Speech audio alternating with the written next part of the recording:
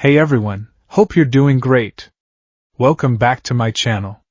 In today's video, we'll dive into what if Deku became the keeper of sacred weapons. Smash that subscribe button, and be sure to peek at the description below. Let's begin. The world had a weight to it that hadn't been there an hour ago. Izuku Midoriya felt it in his shoulders, a leaden slump that pulled his spine into a question mark. He felt it in his feet, which scuffed against the grimy pavement with a listless, defeated rhythm. Most of all, he felt it in the hollowed-out cavern where his heart used to be, a space now occupied by the cold, echoing ghost of a dream. It's not bad to dream. But you have to be realistic, kid, All Might's words. The words of his idol, his god, the sun in his personal sky. And that sun had just been extinguished, leaving behind a chilling, permanent twilight. The symbol of peace, skeletal and steaming in the afternoon light, had gently, kindly, and irrevocably shattered the last vestiges of his hope. You cannot be a hero without a quirk. He clutched the strap of his yellow backpack, his knuckles white. The autograph in his notebook, once a priceless treasure, now felt like a cruel joke, a signature on the death certificate of his lifelong aspiration. His mind was a maelstrom of static, replaying the grotesque transformation, the story of the terrible injury, the secret of the time limit. But beneath the shock, the single, unyielding truth remained, a shard of ice working its way deeper into his soul. He was useless. He was so lost in the fog of his own misery that he almost didn't hear it. The familiar, chaotic symphony of a villain attack. A distant explosion, sharp and percussive, followed by the panicked shrieks of civilians. Normally, this sound would have been a clarion call, a magnetic pull he was physically incapable of ignoring. He would have been sprinting toward the danger, his well-worn hero analysis notebook already in hand, his mind buzzing with speculation. Today, his feet didn't even stutter. What was the point? To take more notes on heroes he could never be? To analyze quirks he could never possess? It was a form of self-flagellation, a masochistic ritual he'd engaged in for a decade. Today, the pain was too fresh. He just wanted to go home, crawl into his All Might-themed bed, and maybe never get out. But the crowd was thickening, a human dam forming at the mouth of a narrow shopping district alleyway. The smoke was thicker here, acrid and oily, mingling with a putrid, cloying scent like an open sewer. He could see the familiar forms of pro-heroes on the periphery, the wooden arms of Kamui Woods, too slow to gain purchase in the tight space, and the muscular frame of Death Arms, his punches glancing harmlessly off the amorphous enemy. It was a stalemate. A familiar, morbid curiosity finally won out. It was a reflex, ingrained and automatic. He pushed his way through the murmuring throng, his smaller frame slipping through gaps between taller bodies until he reached the front. And then he saw it. It wasn't just a villain. It was the villain. The sentient mass of green, viscous sludge from earlier, the one All Might had bottled up. The one that had tried to suffocate him. Panic, cold and sharp, lanced through the numbness. It must have fallen out of All Might's pocket during their rooftop encounter. This was his fault. That chilling realization was immediately and brutally eclipsed by a second, far more horrifying one. The villain had a hostage, and through the swirling, murky green and the too frantic, cartoonish eyes of the sludge, Izuku saw a familiar explosion of spiky blonde hair.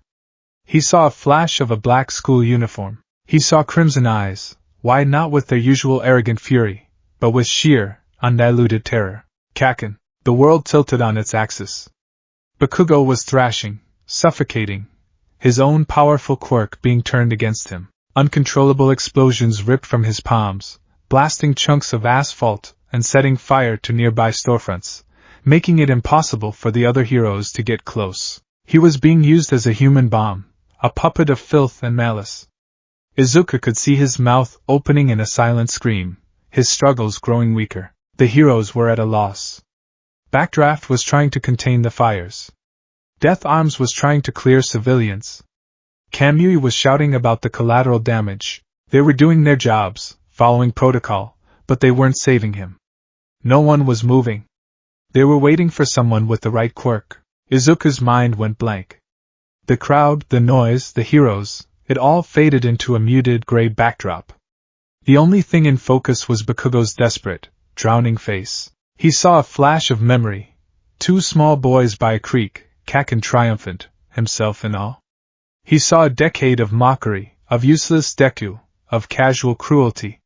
He saw the swan dive comment from just this morning. None of it mattered. His notebook, the one All Might had signed, slipped from his numb fingers and hit the pavement with a soft thud. And then, his feet moved. They didn't ask for permission. His brain screamed at him, a frantic litany of stop, you're quirkless, you'll die, you're a useless Deku, what can you possibly do? But his legs didn't listen. He was past the police barricade before he even registered he was running. The shouts of the heroes were distant, distorted sounds, like voices underwater. The world narrowed into a tunnel. At the end of it was Bakugo, drowning in sludge, his eyes pleading for a help that wasn't coming. Izuku's own lungs burned in sympathy. He remembered the feeling, the thick, vile fluid forcing its way down his throat, the world going dark, the utter helplessness. He couldn't let Kakin die like that. Not if he could help it. Not if there was even a 1 in a million chance. What am I doing? The thought was a flare of terror in the void. He had no plan. No quirk. He was a lamb sprinting toward a wolf. His eyes darted around, his analytical mind kicking in on pure instinct. Bakugo's eyes. He was trying to claw at them, to give himself an opening. Izuku's gaze fell to his own yellow backpack. It was heavy. It was something. Kakin! He screamed, his voice raw and thin in the chaos. He unslung the backpack as he ran, swinging it with all his might. It soared through the air in a clumsy arc and struck the villain squarely in one of its giant, floating eyes. The creature recoiled with a wet, gurgling roar of pain, its gelatinous form loosening for a fraction of a second. It was enough. Bakugo managed to gasp, a ragged, desperate intake of air. Izuku didn't stop. He was there, at the foot of the monster, clawing frantically at the sludge. It was like trying to dig through thick, sticky tar. It clung to him, sucking at his arms, its stench filling his nostrils. Just a little longer, Kakin! He grunted, his fingers finding nothing solid. Someone will come. All Might will come. Why you? Bakugo choked out, his voice a strained whisper. His eyes, now visible, were a whirlwind of confusion, rage, and a terrifying vulnerability Izuku had never seen before. Why are you here? My legs just moved on their own. Izuku cried, tears of fear and frustration streaming down his face. I don't know why. But, you looked like you were asking for help. That was the truth of it. Beneath the sneer, beneath the pride, beneath a decade of bullying, he saw a kid who was scared and needed saving. And in that moment, his own dream of being a hero, the selfish desire for fame, for recognition, for an All Might-style debut, was burned away. It was incinerated by the sheer, unadulterated, desperate need to save the person in front of him. He wasn't thinking about being a hero. He wasn't thinking about proving anyone wrong. He was just a boy trying to keep another boy from dying. He wanted to give him a moment. Just 1 second. 1 second to breathe. 1 second of relief from the suffocating darkness. The sludge villain, having recovered, loomed over him. You again, it gurgled, its voice a septic rumble. I'll enjoy killing you this time. A massive tendril of sludge, heavy and dark, swelled and shot toward Izuku's head. There was no time to dodge. No hero was close enough to intercept. This was it. A pathetic, useless end. His life flashed before his eyes, a montage of notebooks, action figures, and the ever-present, sneering face of the boy he was now trying to save. He needs air. Izuku's mind screamed, a final, selfless thought that consumed everything else. Just give him a second to breathe. It wasn't a prayer. It wasn't a wish. It was a demand born from the purest core of his being. A demand for a shield. A demand for a bastion against the inevitable. And something answered. It began not as a feeling, but as a sound, a low, resonant hum that seemed to vibrate in the marrow of his bones. It wasn't a quirk activation. He knew what those felt like from years of observation. This was different. This was ancient. A warmth bloomed in the center of his chest, a tiny star igniting in the hollow space of his despair. It spread like wildfire through his veins, a current of impossible energy that made every nerve ending sing. Then came the light. It erupted from his left forearm, a torrent of molten gold so brilliant it bleached the world of color. The light wasn't hot, it was pure, like the heart of a distant nebula. It wasn't chaotic. It moved with purpose, weaving itself into existence with the precision of a master craftsman. Threads of light spun and solidified, forming intricate, swirling patterns that looked like something torn from a forgotten myth. In the space of a single, silent heartbeat, a shield materialized, strapped firmly to his arm. It was a round buckler, perfectly formed, its surface shimmering like a captive dawn. The main body was a smooth, pearlescent white, but it was overlaid with breathtaking golden filigree that spiraled out from a single, luminous aquamarine gem at its center. The patterns were elegant and alien, evoking wings and sunbursts and geometries that defied modern understanding. It hummed with a quiet power, feeling both weightless on his arm and as solid as the foundations of the earth itself. Izuku stared at it, his mind a complete and utter blank. The sludge tendril, a moment from crushing his skull, slammed into the shield. There was no clang of metal on slime. There was no impact. The moment the sludge made contact with the golden light, it was simply repelled. A wave of invisible force, silent and absolute, emanated from the shield, pushing the viscous mass back effortlessly. The tendril didn't just stop. It was thrown back as if it had struck a mountain. The sludge villain roared in confusion and rage. It threw another attack, and another, a barrage of filthy projectiles. Each one was met by the silent, unyielding defense of the golden shield. Izuku, still on his knees, could only watch. He wasn't doing anything. He hadn't braced for impact. He hadn't flexed a muscle. The shield was acting on its own, a perfect extension of the desperate, protective will that had summoned it. He felt a connection to it, a strange sense of ownership, as if it were a part of his own soul-given form. He looked at Bakugo, who was staring, his mouth agape, at the impossible artifact strapped to the arm of the quirkless, useless Deku. The shield's light cast a warm, golden glow on his face. And then Izuku realized, they were in a bubble. The shield wasn't just blocking, it was projecting a faint, shimmering barrier around them, a perfect sphere that kept the rest of the suffocating sludge at bay. Inside this sanctuary, the air was clean and fresh. Bakugo took a deep, shuddering breath, his first in what felt like an eternity. It was just for a second. But it was the second Izuku had begged the universe for. The sight of this impossible miracle, the boy with the shield of light, had frozen everyone. The civilians, the heroes, the villain itself, all were captivated by the silent, radiant display. All but one. I really am pathetic, a voice boomed, cutting through the stunned silence. Izuku looked up. Standing there, no longer smiling, was All Might. But this wasn't the weakened, skeletal man from the rooftop. This was the symbol of peace in his full, glorious form, his muscles bulging, his presence so immense it seemed to bend the light around him. His face was a mask of self-recrimination and newfound resolve. I stand here and lecture a young man on what makes a hero, he declared, his voice a tidal wave of power that washed over the entire street. While I myself failed to live up to those ideals, pros are always risking their lives. That's the true test of a hero. He saw the opening Izuku had created. He saw the villain, distracted and confused by this inexplicable power. He saw his chance. He lunged forward, his fist cocked back. Detroit. The world dissolved into a hurricane. Izuku instinctively raised the shield higher, the golden light flaring to meet the oncoming storm. All Might's punch didn't just hit the villain, it weaponized the very atmosphere. The wind pressure was apocalyptic. It ripped the sludge villain from Bakugo's body, tearing it into 1,000 splattering droplets. It changed the weather, the sheer force causing the clouds above to burst open. Rain began to fall, washing the street clean. The battle was over.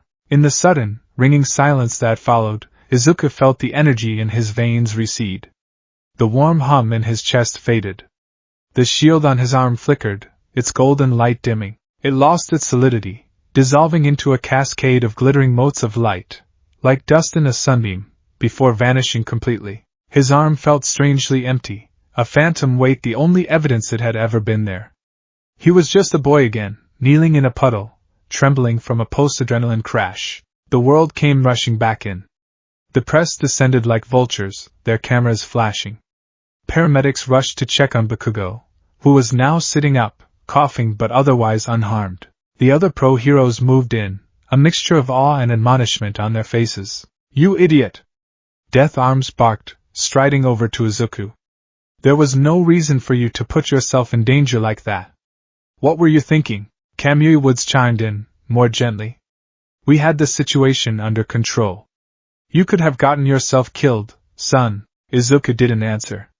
He couldn't. His throat was tight, his mind still reeling. He stared at his empty arm, flexing his fingers. Had it been real?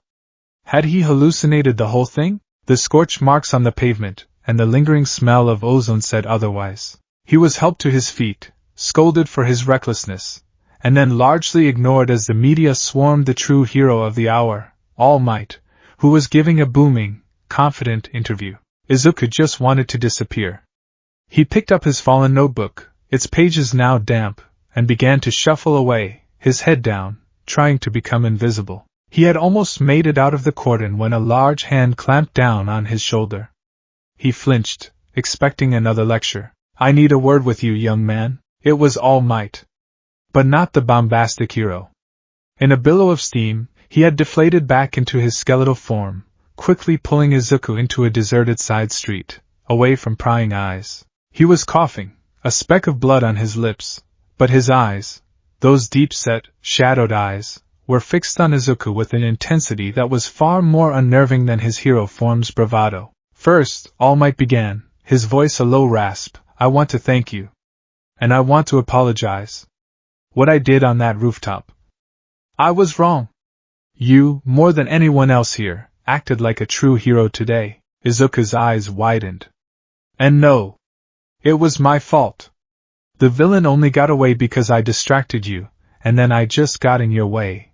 "You got in my way?" All Might interrupted, a strange, awestruck tone in his voice. "Young man, I was out of time. My limit was up. I was standing there, a spectator in my own body, watching that boy die, and then you ran in. That selfless, foolish, incredibly brave act of yours didn't just inspire me. It created a miracle." He leaned closer, his gaze dropping to Izuku's left arm. "That shield," he said, his voice barely a whisper. "That light. I have seen thousands of quirks in my lifetime. I have fought against powers that can warp reality. I have never, ever seen anything like that." "It wasn't a quirk, was it?" Izuku shook his head, his whole body trembling.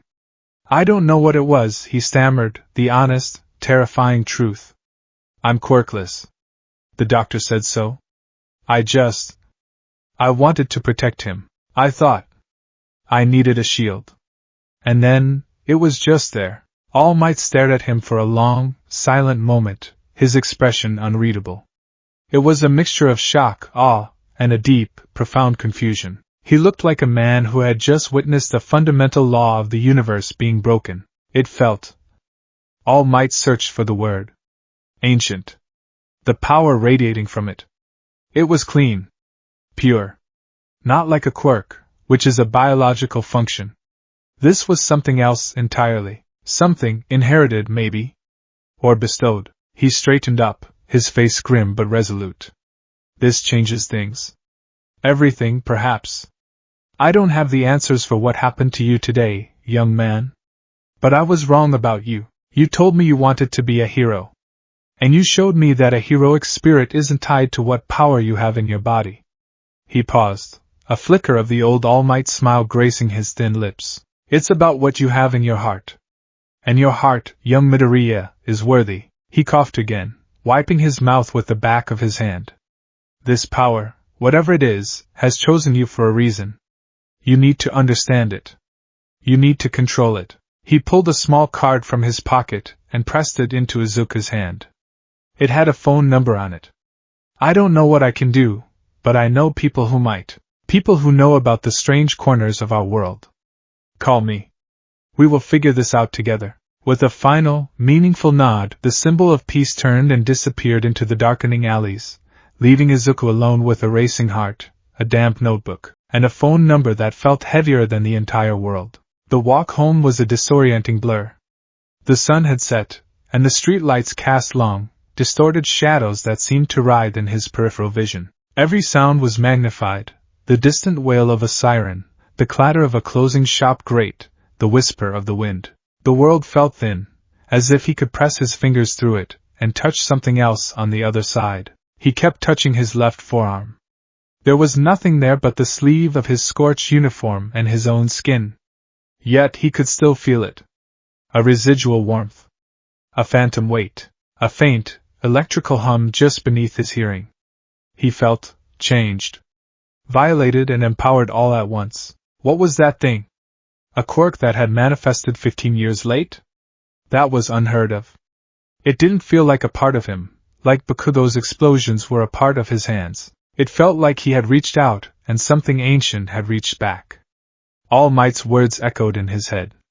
Bestowed. His feet carried him on autopilot, through familiar streets that now seemed alien. He was on the final stretch, just a block from his apartment complex, when a figure stepped out from the shadow of a vending machine, blocking his path. Izuku froze, his heart leaping into his throat. It was Bakugo. He stood there, his hands shoved deep into his pockets, his school bag slung carelessly over one shoulder. The usual explosive arrogance was gone from his posture. He wasn't sneering. He wasn't posturing. He was just watching. His crimson eyes, no longer wide with terror, were narrowed into sharp, analytical slits. They weren't looking at Izuku's face. They were fixed on his left arm. The silence stretched, thick and heavy. A car drove past, its headlights momentarily illuminating the tension between them. Bakugo looked, unsettled. His entire worldview, a rigid structure built on the foundation of his own strength and Izuku's weakness, had been sledgehammered into dust today. He had been weak, and Deku, useless, quirkless, pebble-in-the-road Deku, had been strong. It was a contradiction his mind was violently rejecting. Finally he spoke. His voice wasn't the usual enraged bark. It was low, controlled, and laced with a dangerous, unfamiliar quiet. What the hell was that, Deku? It wasn't a question so much as a demand for an answer that would make the world make sense again. He wasn't asking about the running in. He wasn't asking about the backpack. He was asking about the light, the shield. The miracle that had saved him. Izuku opened his mouth, but no sound came out. What could he possibly say? I don't know. That would sound like a lie. It was a shield from heaven. That would sound insane. He, the kid who had meticulously analyzed and catalogued thousands of quirks, had absolutely no data for what had just happened to him. He was a cartographer standing at the edge of a map that had just been proven woefully incomplete. He looked from Bakugo's demanding glare down to his own trembling hand, then back to his empty forearm. The warmth was still there, a secret only he could feel. A promise. A burden. He had no answer for Bakugo. He had no answer for himself. He could only stand there in the encroaching darkness, the unspoken chasm between them now wider and deeper than it had ever been. He was no longer just the quirkless kid. He was something else. Something new and terrifying and unknown. And as he stood there, speechless under his childhood friend's accusatory gaze, Izuku Midoriya understood that his life would never, ever be the same. The path to being a hero, a path he thought was forever closed, hadn't just reopened. It had been bulldozed and remade into a road he didn't recognize, leading to a destination he couldn't possibly imagine. An unforeseen inheritance had been thrust upon him, and his watch, whatever it might be, had just begun. The silence in the aftermath of a miracle is a strange and heavy thing. For Izuku Midoriya, it was a suffocating blanket woven from confusion, terror, and a bewildering, incandescent hope.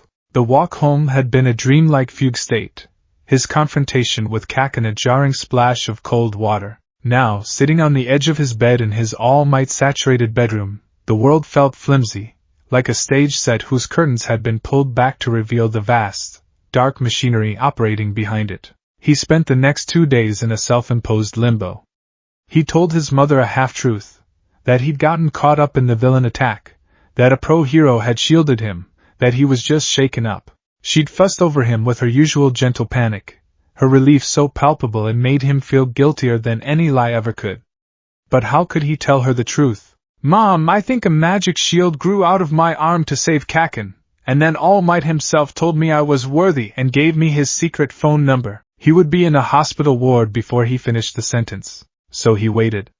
And while he waited for a call that felt as likely as a message from the moon, he tried to understand. He would stand in the center of his room, close his eyes, and reach for that feeling. That nascent star in his chest, the hum of impossible power. He'd clench his fist, thinking shield, shield, shield with all his might. Nothing. He tried to recreate the emotional state.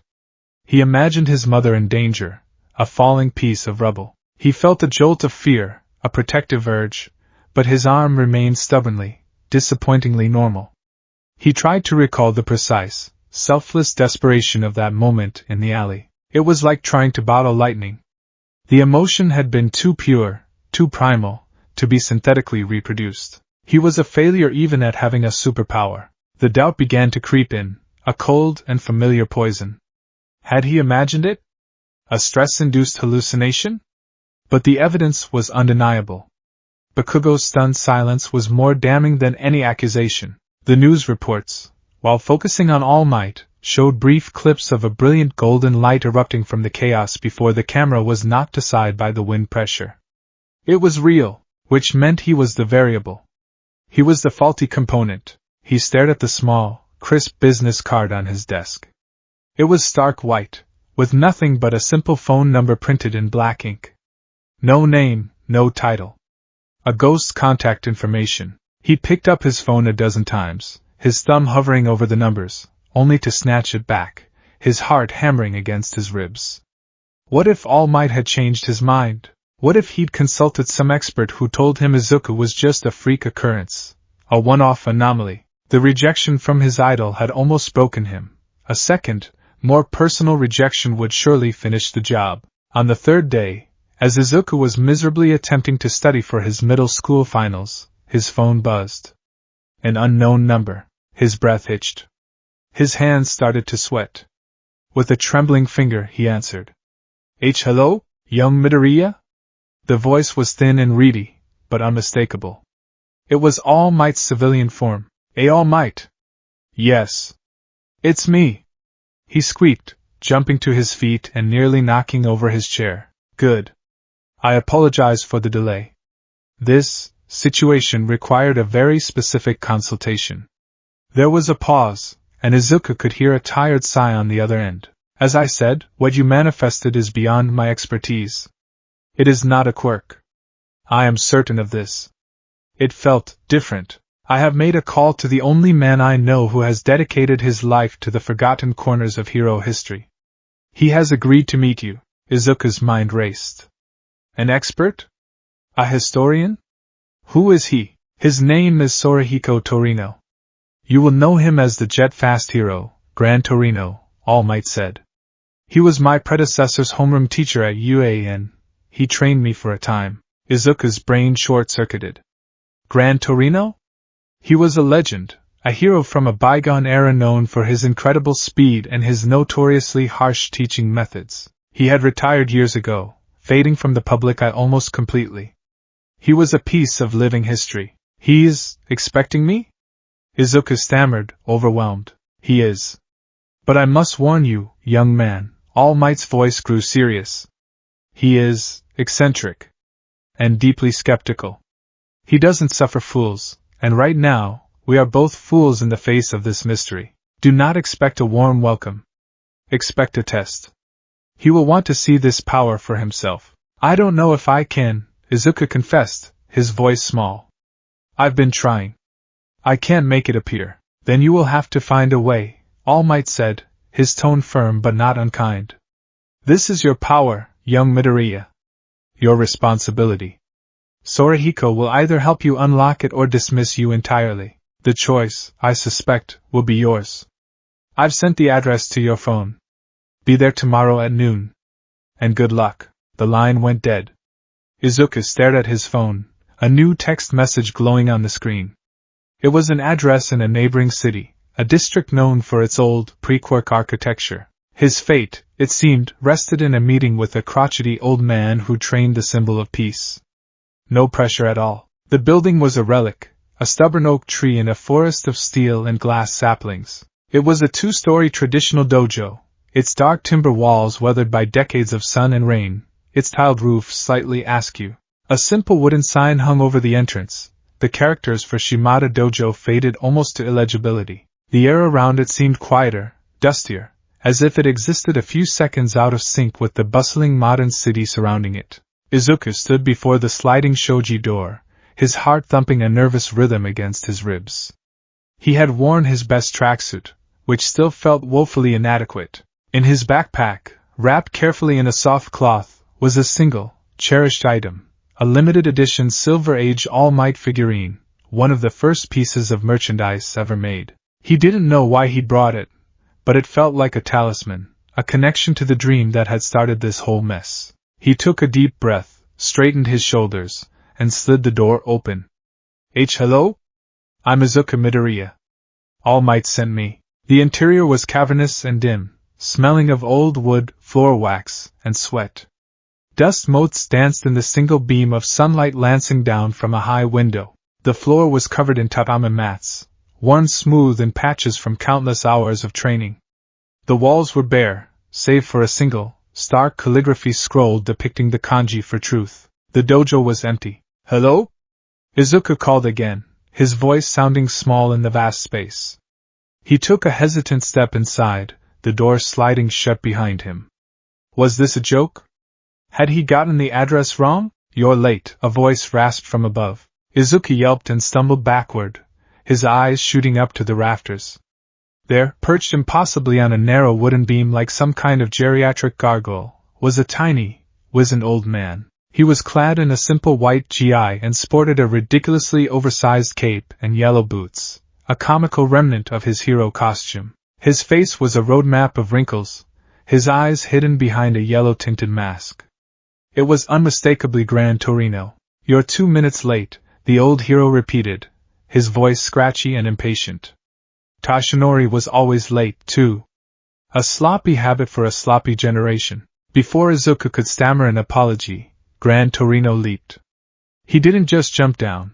He shot from the rafter like a cork from a bottle, becoming a yellow blur that ricocheted off 2 opposing walls before landing silently in front of Izuku, not a single tatami mat disturbed.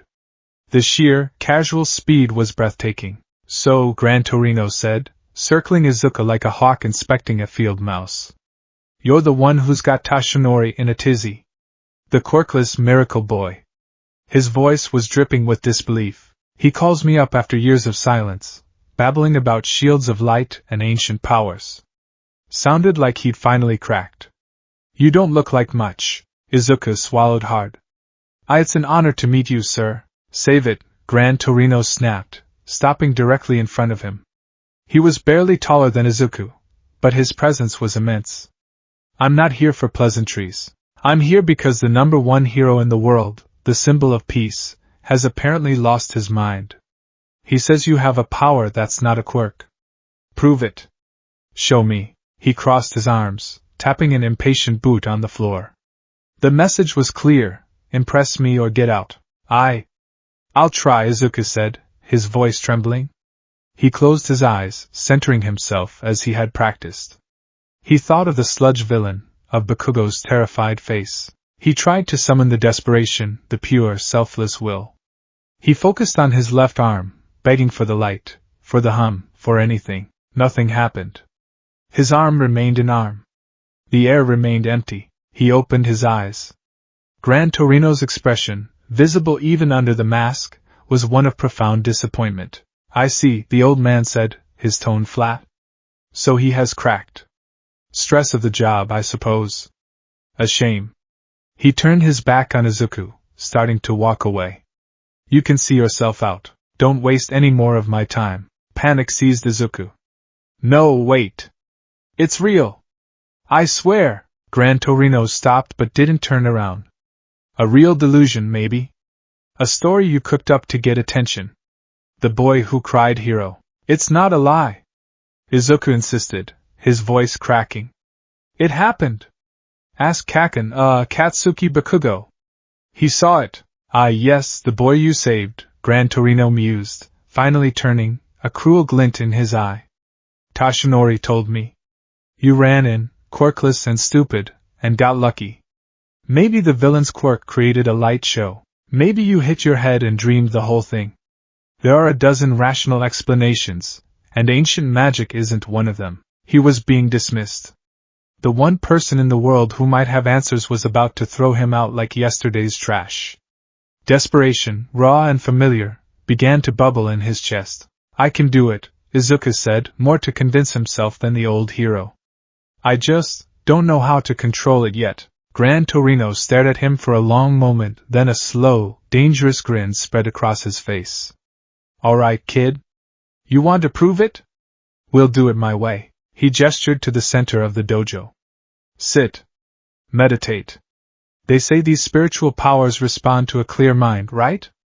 Let's see how clear you can make it. Hesitantly, Izuku walked to the center of the room and sat cross-legged, closing his eyes and trying to regulate his breathing. The silence lasted for exactly 3 seconds. Whack!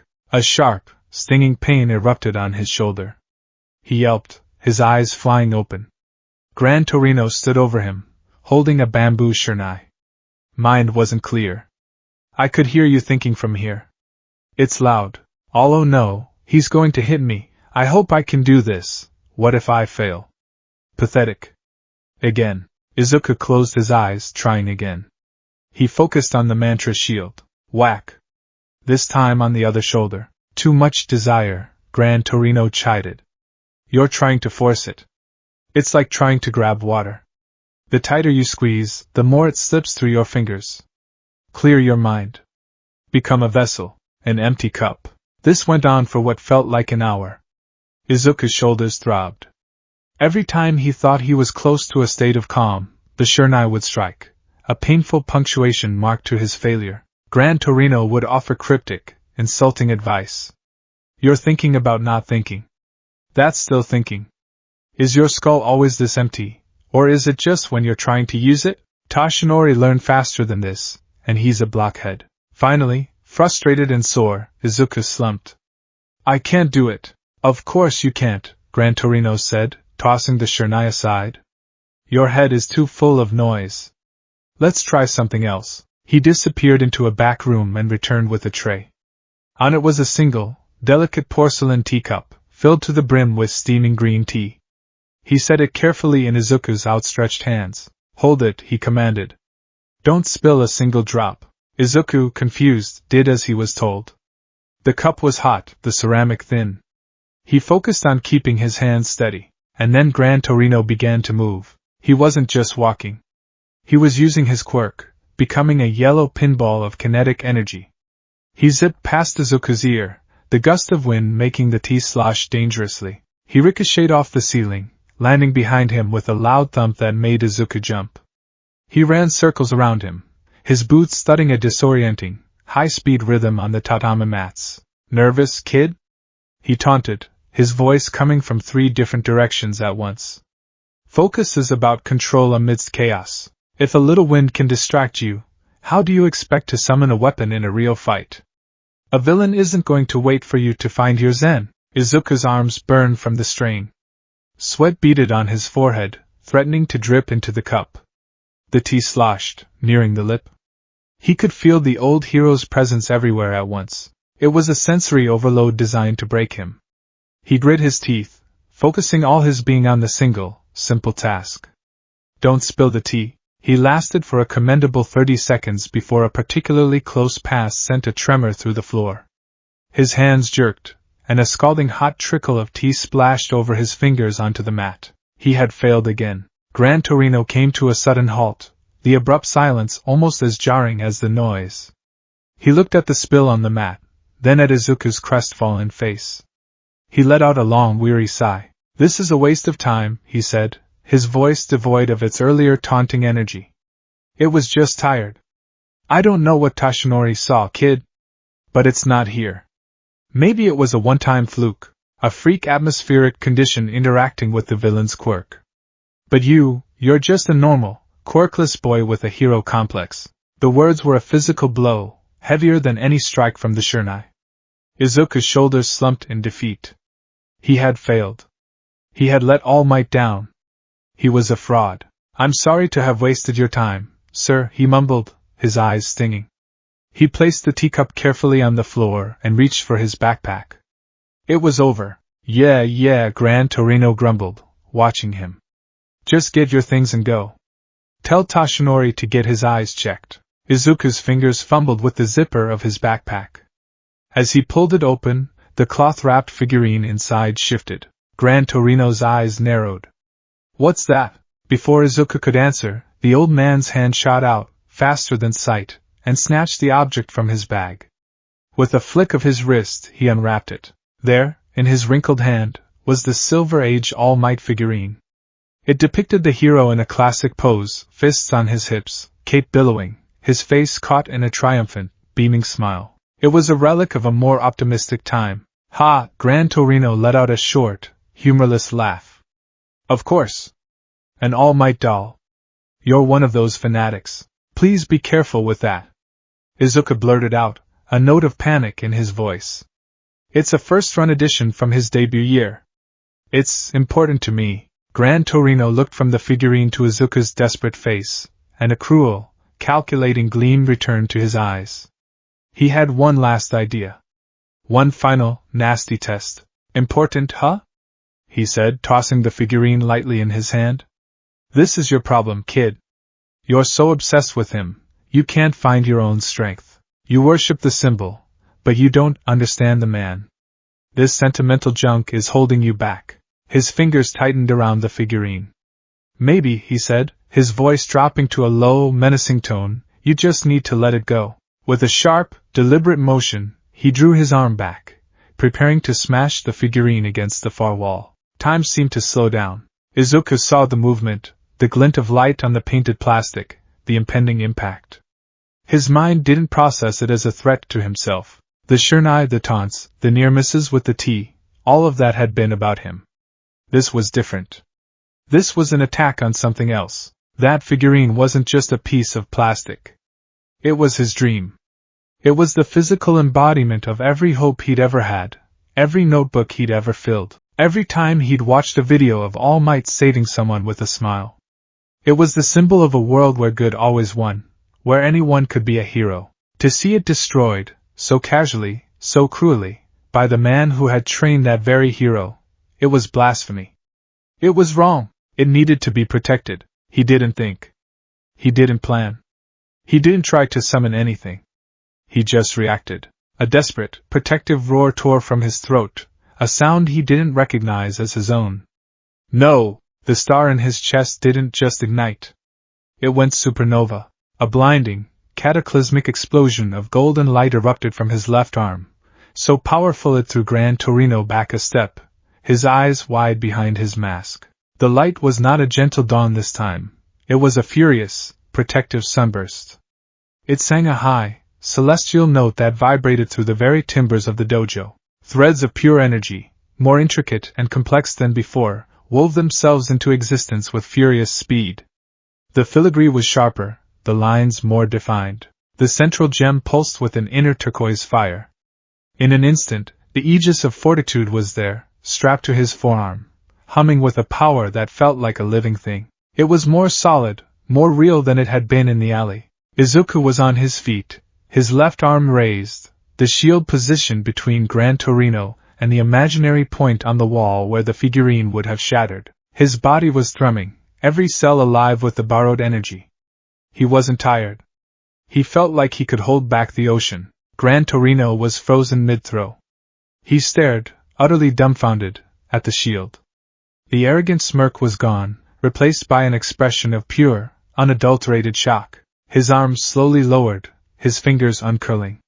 The All Might figurine fell from his grasp and landed softly on the tatami mat, unharmed. The old hero took a hesitant step forward, his eyes wide. He reached out a trembling hand, not toward Izuku, but toward the shield.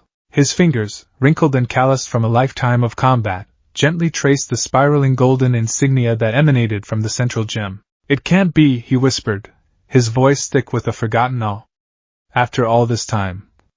He looked from the sigil to Izuku's determined, tear-streaked face. The skepticism in his eyes was gone, replaced by a deep, profound understanding, as if he were looking at the punchline to a joke the universe had told centuries ago. "The mark of the guardian," he breathed, his voice filled with reverence. By the first, he wasn't mad. "It's real." The intensity of Izuku's emotion began to fade, replaced by confusion at the old man's strange words. As his protective rage subsided, the connection to the shield weakened. The light flickered, and the aegis dissolved into a shower of fading golden motes, leaving his arm bare once more. The energy vanished, and a wave of exhaustion so profound it buckled his knees crashed over him. He fell to the floor, panting, his arm tingling with phantom power. He had done it. Gran Torino didn't help him up. He just stood there, staring at the spot where the shield had been, his mind clearly reeling, processing an impossible truth. He looked down at the All Might figurine on the floor, then back at Izuku. "Get up, boy," he said. His voice had changed completely. The rasping impatience was gone, replaced by a low, serious gravitas. It was the voice of a teacher, a keeper of secrets. "We have a lot to talk about." Gran Torino made tea again. This time, he served it himself, his movements slow and deliberate. He sat cross-legged opposite Izuku, the air in the dojo no longer tense with antagonism, but thick with the weight of impending revelation. What you just summoned," Gran Torino began, his gaze fixed on Izuku's left arm as if he could still see the shield there, "is not a quirk." Tashinori was right. It is something far older, far more significant. You have awakened a power that has slept for generations. He took a sip of his tea, organizing his thoughts. History as you know it is a lie. Or rather, an abridged version. The official narrative is that the dawn of quirks was pure chaos. Anarchy reigned until the first heroes rose to establish order. That is true, for the most part. But it is incomplete. During that chaos, he continued, his voice dropping, at the very genesis of paranormal abilities, when quirks were wild, untamed, and often monstrous, a small group of the world's first quirked individuals foresaw a danger. Not a danger to people, but to reality itself. They worried that a power would one day emerge that was so absolute, so all-consuming, that it could unmake the world. A quirk to end all quirks. So they pooled their abilities, matter creation, energy manipulation, precognition, and created a failsafe. A counterbalance. He leaned forward, his eyes intense. They forged 5 weapons. Not of metal or stone, but of pure will and energy. Sentient artifacts, tied to the concepts of heroism itself. They called it the Ethelgard Armory. Izuku's mind, accustomed to memorizing hero stats and quirk details, struggled to process the sheer scale of what he was hearing. Ethelgard? An old word, Gran Torino explained. It means noble protector. The weapons were designed not for a warrior, but for a guardian. A sentinel. They cannot be stolen or wielded by the unworthy. They choose their own master. A person with a heart of absolute, selfless, protective intent. They call this chosen person the keeper. He pointed a finger at Izuku. That is what you are, boy. You are the next keeper. Izuku felt the blood drain from his face. Keeper? Him? It sounded like something out of a fantasy novel, not a hero analysis notebook. But why me? I'm nobody. I'm quirkless. That is exactly why you were chosen, Gran Torino said, slamming his cup down for emphasis. The armory doesn't respond to power. It responds to will. To character. For over a century, as quirks became commonplace, everyone born with power also had an ego, an ambition, a flaw. Their worthiness was tainted. The weapons remained dormant, waiting for a heart pure enough. A heart like yours. A heart that, when faced with true danger, desired nothing for itself, only the safety of another. Your quirklessness, your lifetime of being told you were less than, it scoured your ambition clean. It left you with the purest desire to save. You were the empty cup the universe was waiting to fill. He stood up and began to pace. The shield you summoned is the aegis of fortitude. It is the first and most fundamental of the 5 weapons. The embodiment of protection. Its strength is not physical, it is tied directly to your willpower. The more you are willing to endure for another, the stronger it becomes. 5 weapons? Izuku squeaked, his mind reeling. There are more? For more, Gran Torino confirmed. The blade of valor, a sword that measures its sharpness by your courage. The gauntlets of alacrity, which grant speed proportional to your decisiveness. The diadem of insight, a circlet that provides tactical and emotional clarity based on your empathy. And finally, the most powerful and most dangerous of all, the heartstone of balance, the core of the armory, which resides within the keeper's own body. It is the source of the power, capable of amplifying the other weapons or, if uncontrolled, unleashing waves of unimaginable destruction and creation. Izuku instinctively put a hand to his chest, where the star had first bloomed. The Heartstone. It was inside him. The previous keeper, Gran Torino continued, his voice growing somber, was a hero from the Dark Age, a man known only as Argent. He wielded the Aegis and blade against villains with reality-warping quirks. He saved the world a dozen times over in secret. But then, about 150 years ago, he vanished. The armory went dormant. The lore of the Keeper faded into myth, known only to a handful of historians and passed down through the hero lineage, a secret whispered from one generation to the next. My master told me, she told Toshinori's predecessor. It was considered a fairy tale. A boogeyman story about a power that could correct the world. He stopped pacing and looked Izuku dead in the eye. Until today. That insignia on the shield, the spiraling golden mark. That is the mark of the Guardian. I've only ever seen it in ancient, dusty texts. To see it glowing on your arm. He shook his head in lingering disbelief. The full weight of the revelation settled onto Izuku's shoulders. It was heavier than any physical burden. He wasn't just a boy who had developed a strange power. He was the heir to a sacred, cosmic responsibility. He was a guardian, a sentinel, a keeper of weapons forged to fight reality-ending threats. It was too much. It was a role for All Might, not for a useless, crybaby Deku. I can't, he whispered, shaking his head. I can't do that. I just wanted to save people like All Might. I wanted to be a hero. What do you think this is? Gran Torino snapped, his voice sharp as a razor. This is the very essence of being a hero. It's not about fame or rankings or flashy debuts. It's about taking on a burden that no one else can carry and bearing it with all your strength. You have been given the ultimate tool for heroism, a power that doesn't break your bones every time you use it, he added with a pointed glare, a clear jab at All Might's struggles with One for All. He knelt in front of Izuku, his expression softening for the first time. Listen to me, boy. The world is a dangerous place. Toshinori is strong, but he is a candle burning at both ends. His light is fading. A great evil, a shadow from the past, is stirring. The timing of your awakening. I do not believe in coincidences. The armory has awakened now for a reason. It has chosen you for a reason. He placed a hand on Izuku's shoulder, the same one he had struck with the Shurnai. You have a choice. You can run from this. You can try to ignore the power humming in your chest, try to live a normal, quirkless life, and pray that the world doesn't need a keeper. Or, you can accept this. You can accept this unforeseen inheritance. You can train, master these weapons, and become the hero you were always meant to be. Not the next All Might. Something new. Something essential. The Guardian. Izuku looked down at his hands, then at the All Might figurine still lying on the mat. His dream had been to follow in those footsteps. But the path had crumbled. A new one had been laid before him, terrifying and uncharted. He thought of his mother's worried face, of Kaken's stunned expression, of All Might's weary but hopeful eyes. He thought of the feeling of the Aegis on his arm, the absolute, perfect certainty of being able to protect someone. He wasn't strong. He wasn't brave. He was a scared kid who cried too much. But he was also the boy who ran into danger without a second thought because someone looked like they needed help. Maybe that was enough. He slowly clenched his fists, a fire kindling in his gut that had nothing to do with the Heartstone. It was his own. It was resolve. He looked up, meeting Gran Torino's intense gaze. His voice was no longer a squeak, or a stammer.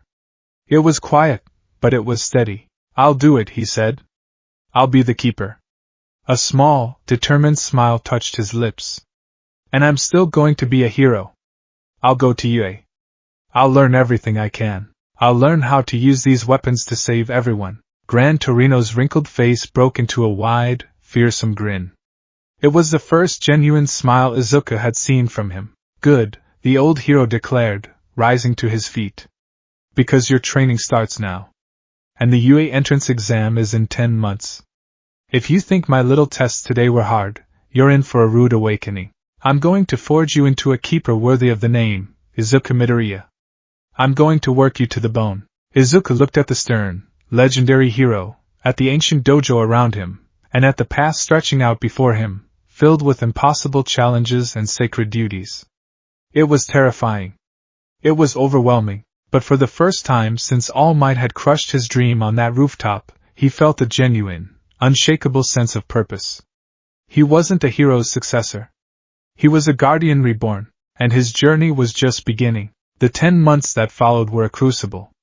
Izuku Midoriya had imagined the path to becoming a hero his entire life. He had envisioned grueling physical workouts, flashy quirk practice, and the triumphant feeling of growing stronger, just like All Might in the documentaries. The reality was quieter, harder, and infinitely more profound.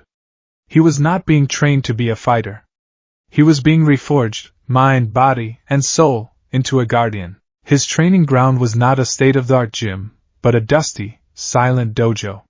His weights were not iron, but abstract concepts like focus, intent, and willpower. And his teacher was not a smiling symbol, but a relentless, wizened old man who seemed to take personal offense at Izuku's every weakness. The first month was an exercise in pure, unadulterated failure. Again, Gran Torino's voice rasped, cutting through the morning silence. Izuku stood in the center of the tatami mats, his eyes squeezed shut, sweat beading on his brow.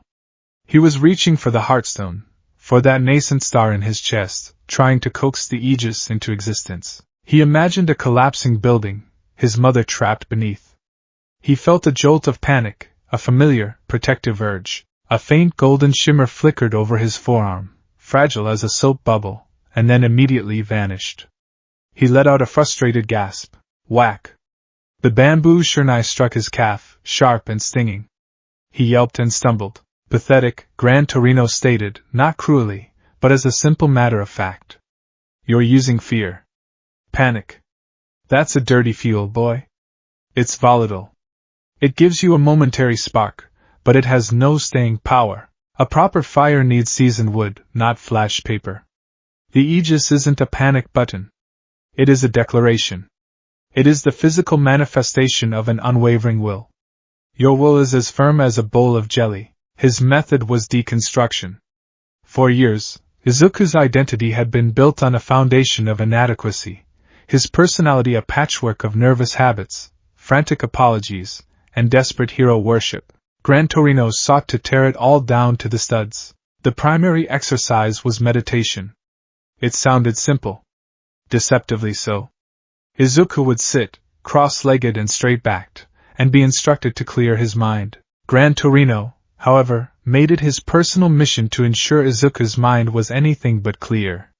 He would circle him, his footsteps ranging from silent whispers to thunderous stomps. He would drop heavy training weights just behind him, the clang echoing through the dojo like a gunshot. He would open the shoji doors and let the cacophony of the city, the traffic, the shouting, the distant sirens, flood the sacred quiet, and he would talk. His words were a constant, merciless barrage aimed at every insecurity Izuku possessed. That Bakugo boy, he'll be at UA, you know, Gran Torino would muse, his voice a low drawl. He'll be honing his quirk, getting stronger every day, while you're in here, sitting on a pillow, trying not to wet yourself when a car backfires. What do you think he'll say when he sees you again? Still playing make-believe, Deku? Izuku's jaw would clench. His focus would shatter. Tashinori puts his faith in you, he'd say on another day. A man with the weight of the world on his shoulders, and he's betting on a quirkless nobody who can't even summon his one trick on command. You're not a hero, boy. You're a liability. An anchor tied to his leg. The words were acid, dissolving his concentration. But slowly, painfully, Izuku began to learn. He learned that fighting the distractions was a losing battle. He couldn't block out the noise or the taunts. The trick, he discovered, was to acknowledge them without letting them take root. He began to envision them as clouds passing through the clear sky of his mind. He would see the cloud, Kaken's angry face, All Might's disappointed eyes, the fear of failure, and simply let it drift by, refusing to give it the power of a storm. After 3 weeks of this mental torture, something shifted. During a session where Gran Torino was describing in lurid detail how a villain with a disintegration quirk would turn the Aegis to dust, Izuku felt a flicker of anger. Not panic, but a cold, hard defiance. No. It wouldn't, and the Aegis appeared. It wasn't a flash. It was a smooth, silent manifestation. One moment his arm was bare, the next it was clad in pearlescent white and shining gold. It didn't flicker. It was solid, stable, and humming with a quiet, resolute energy. Gran Torino stopped talking. He circled the boy, his masked eyes examining the shield. Good, he grunted, a rare, almost imperceptible note of approval in his voice. Anger. Righteous indignation. A much better fuel than fear. It burns hotter and longer. Hold it, and so the training evolved. Izuku had to hold the Aegis. At first, for a minute. Then 5. Then 30. All while Gran Torino continued his campaign of psychological warfare, Izuku learned to anchor himself in that feeling of firm, righteous protection. The shield became a part of him, an extension of a newfound mental fortress he was building brick by painful brick. His life outside the dojo changed. His mother Inko noticed it first. The constant, nervous muttering under his breath began to fade. He still hunched his shoulders, but there was a new stillness about him, a coiled energy where the frantic anxiety used to be. He was quieter, more thoughtful. Izuku, honey, are you okay? She asked one evening, placing a plate of katsudon in front of him. He was staring at his own arm, a distant, focused look in his eyes. You seem so far away lately. This training you're doing, it's not too much, is it? He blinked, returning to the present. He gave her a smile, and for the first time, it reached his eyes without a tremor of uncertainty behind it. I'm okay, Mom. Better than okay. I'm just learning about myself. He knew it was a vague answer, but it was the truest thing he could say. He was discovering that the boy who thought he was worthless had a will of iron buried deep beneath a mountain of self-doubt. By the 4th month, the foundation was set. Izuku could summon the Aegis at will and hold it for over an hour, its stability a direct reflection of his mental state. Gran Torino decided it was time to move from static defense to active application. A shield is a promise, the old hero declared, standing at the opposite end of the dojo. But a promise that can't move is easily broken. Your enemies will be faster than you, stronger than you, and certainly more willing to cheat. Your will must be mobile. The new training was a brutal game of cat and mouse. Gran Torino, using his jet quirk in short, terrifying bursts, would pinball around the dojo. Izuku's task was to keep the Aegis between himself and the old man at all times. It was impossible. Gran Torino was a yellow blur, a force of nature. Izuku would raise the shield to block an attack from the front, only for the hero to ricochet off a wall and appear at his flank. He spent weeks being battered and bruised, not by direct hits, but by the sheer momentum of his own failures. He'd twist a block, lose his footing, and crash into a wall. He'd anticipate a move, only to be faked out and left defending empty air. You're reacting!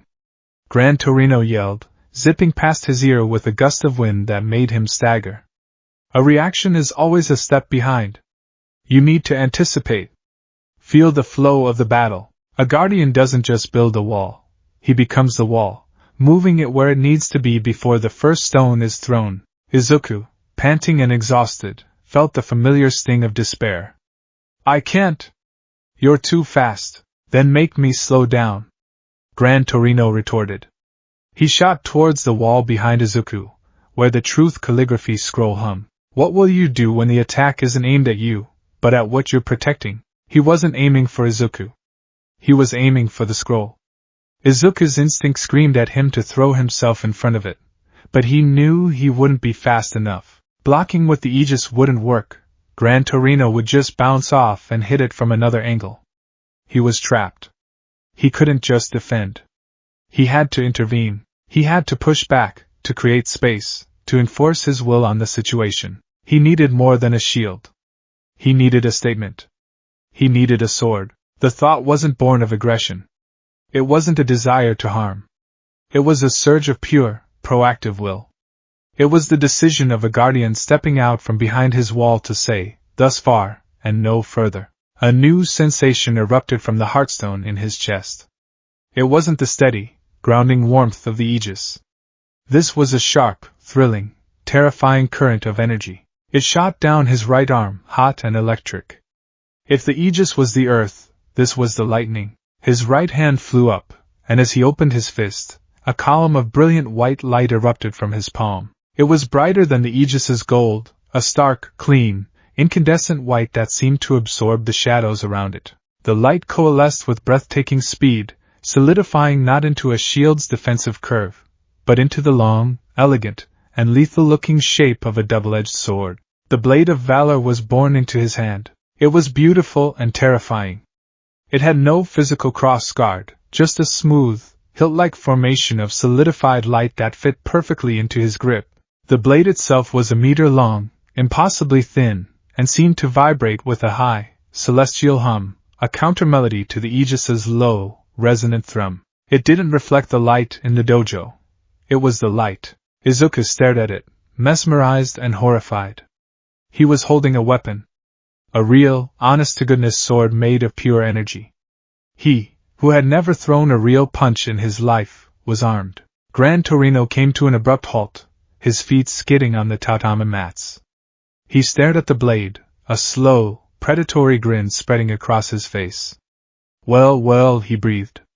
Look what we have here. Took you long enough. The sight of the grin, the predatory glint in the old hero's eyes, sent a wave of fear through Izuku. He was holding a sword, and his teacher was an engine of kinetic fury. He was going to have to fight him. He was going to hurt him. The thought was paralyzing. His arm trembled, the blade's light wavering. Don't just stand there gawking, boy. Gran Torino roared and lunged. Izuku panicked. He swung the blade of valor in a wild, clumsy arc, more of a desperate warding-off gesture than a proper attack. He closed his eyes, bracing for the sickening sensation of the energy blade cleaving through his teacher, the smell of ozone and burning cloth. But the impact never came. There was a soft, resonant thrum, like a tuning fork being struck. Izuku opened his eyes. The blade had passed harmlessly through Gran Torino's outstretched arm. There was no wound, no blood, not even a scorch mark on his GI. For a moment, Izuku thought the blade was intangible, a mere illusion, but something had happened. Gran Torino stumbled back, a gasp escaping his lips. He clutched his arm, his breath coming in ragged pants. He didn't look wounded. He looked drained. The kinetic energy that always seemed to crackle around him was gone. He looked profoundly, utterly exhausted. What? Izuku whispered, staring at his sword then at his teacher. Gran Torino took a few deep breaths, shaking his head as if to clear it. A slow smile of dawning comprehension spread across his face. Incredible, he wheezed, a genuine note of wonder in his voice. Absolutely incredible. He straightened up, his energy slowly returning. Strike me again, he commanded. Not a wild swing. A deliberate touch. The tip of the blade to my shoulder. Hesitantly, his heart pounding, Izuku did as he was told. He reached out and gently touched the point of the luminous sword to Gran Torino's shoulder. The same thrum echoed in the air. The effect was immediate. The old hero's posture sagged, and he let out a weary sigh, as if he'd just run a marathon. It doesn't cut, Izuku realized, his voice filled with awe. No, Gran Torino confirmed, a spark of excitement in his eyes. It doesn't. It severs. Not flesh and bone, but connection. Your connection to your own stamina. Your bioenergy. Your quirk factor. He flexed his hand, a flicker of yellow energy sputtering from his boot. It leaves the body unharmed but utterly spent. A weapon that incapacitates without causing injury. He looked at Izuku, his expression more serious than ever before. Do you understand what this means, boy? The armory is not a warrior's toolset. It is a guardian's. It provides the perfect defense and the perfect non-lethal offense. It is designed to subdue, to pacify, to end a fight without ending a life. The blade of valor cannot kill. Its very nature forbids it. The relief that washed over Izuku was so immense it almost made him drop the sword. The terror of holding a lethal weapon vanished, replaced by a profound understanding. The weapons wouldn't betray his core nature. He could wield this power, this beautiful, terrible sword, without sacrificing his most fundamental vow, to save people, not to hurt them. His grip on the hilt firmed. The blade's light shone brighter, steadier. It no longer felt like a threat in his hand. It felt like an answer. The last 6 months of training were a blur of motion and light. The sparring was no longer a one-sided game of evasion. It was a dance. A violent, high-speed ballet. Izuku, with the aegis on one arm and the blade in the other, learned to be ambidextrous in his very soul. He would block a flurry of jet-propelled kicks with a shimmering golden wall, then pivot and create an opening with a swift, energy-draining slash of white light. He learned that the weapons responded to his state of mind in different ways.